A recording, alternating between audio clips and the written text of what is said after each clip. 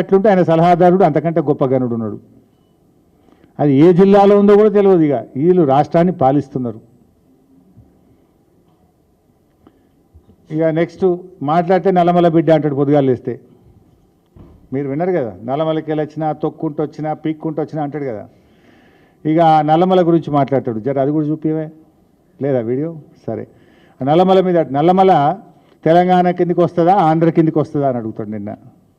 అంటే ఇది నల్లమల్ల పులిమిడ్డ కాదు, వెకిలి మాటల వెర్రి బిడ్డ అని నిన్న తెలుసుకున్నాడు రేవంత్ రెడ్డి.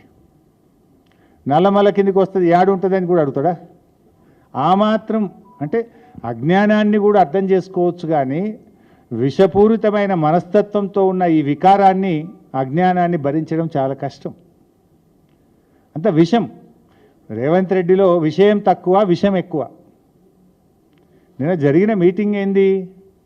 ఈ రాష్ట్ర ప్రయోజనాలు కాపాడడం కోసం జీబీ లింక్ ప్రాజెక్టును ఎట్లా ఆపాలి, అది వాస్తవం.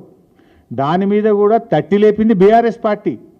నిన్ను మొద్దు నిద్రపోతుంటే నేను మొట్టమొదలు ప్రెస్ మీట్ పెట్టి నేను మాట్లాడితే ఆ ప్రెస్ మీట్ అయిన గంట తర్వాత 3 రోజుల కింద డేట్ వేసి ఉత్తమ్ కుమార్ రెడ్డి లేఖ విడుదల చేసిండ్రు నా ప్రెస్ మీట్ అయిన గంటకు. రెండవసారి అరే వాళ్ళు ఆల్రెడీ టెండర్లకే పోతున్నారా, నువ్వేం చేస్తున్నావు అని నేను రెండవసారి ప్రెస్ మీట్ పెట్టి చెడామెడా వాయిస్తే మళ్ళీ గంటకు నిన్న డేట్ వేసి మళ్ళీ ఉత్తరం రిలీజ్ చేస్తాడు. నా ప్రెస్ మీట్లతోనే నువ్వు ఉత్తరాలు రాసినావు.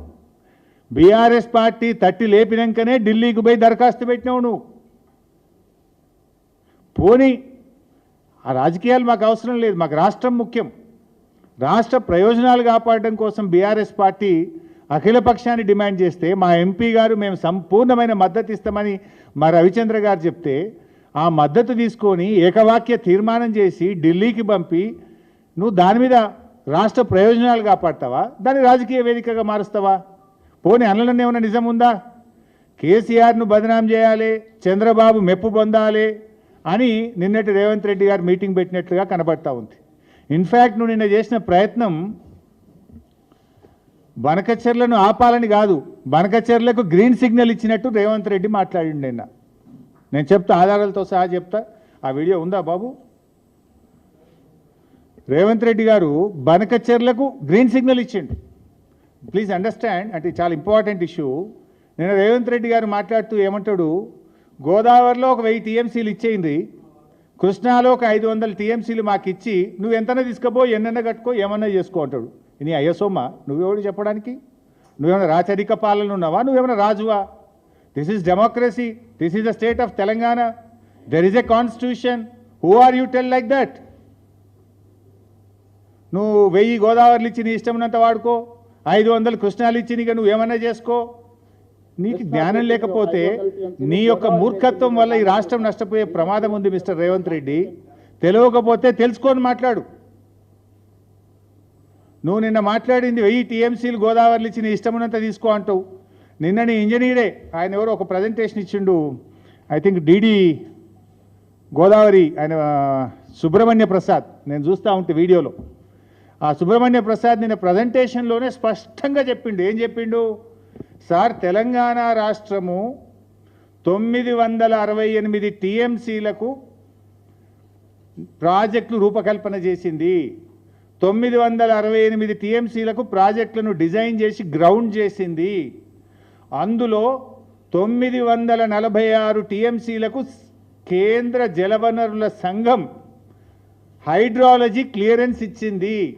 అంత స్పష్టంగా చెప్పిండ్రు. నువ్వు 1000 ఇచ్చిగా మొత్తం తీసుకుపోవటం ఏందాను?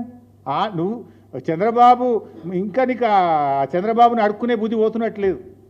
చంద్రబాబు దయా దాక్షిణ్యాల మీద బతుకు నీకు ఇంకా సోయి నుంచి వెనకెళ్ళి బయటకు వచ్చినట్టు లేవు. నువ్వు చంద్రబాబు ఇచ్చేదేంది 1000 టీఎంసీలు?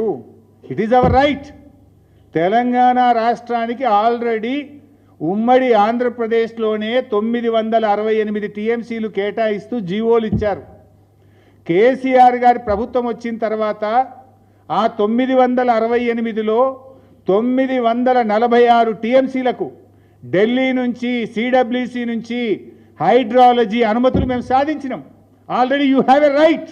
చంద్రబాబు ఎవడిచ్చేది? 946 టీఎంసీలకు మనకు అనుమతులే వచ్చినాయి కేంద్రం నుంచి. నువ్వు మళ్ళీ ఏదో 1000 ఇచ్చి మొత్తం వాడుకో అంటావేందాను? అంటే దీన్ని బట్టి ఏమర్థమవుతుంది? బనకచెర్ల కట్టుకో అన్నట్టే కదా. బనకచెర్ల కట్టుకో నువ్వు గ్రీన్ సిగ్నల్ ఇస్తున్నావా? 946 మనకు ఉండనే ఉండే.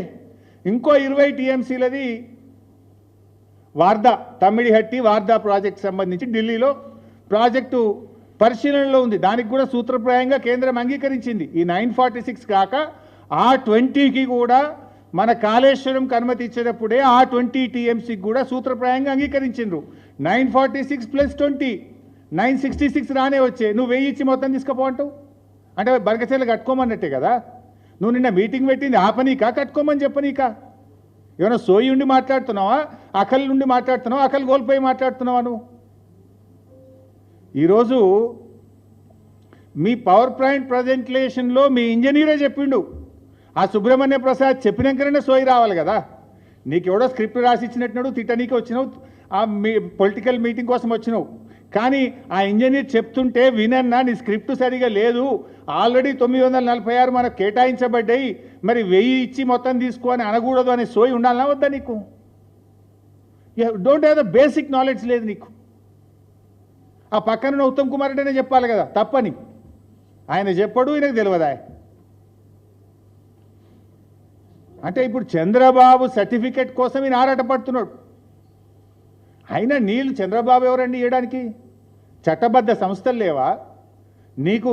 నీ గోదావరి నది పరివాహక ప్రాంతం లేదా? నీ రైట్ లేదా? అడుక్కోవాల్సిన బతికేంది నువ్వు?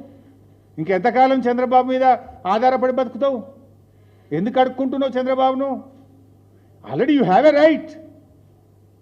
ఇప్పుడు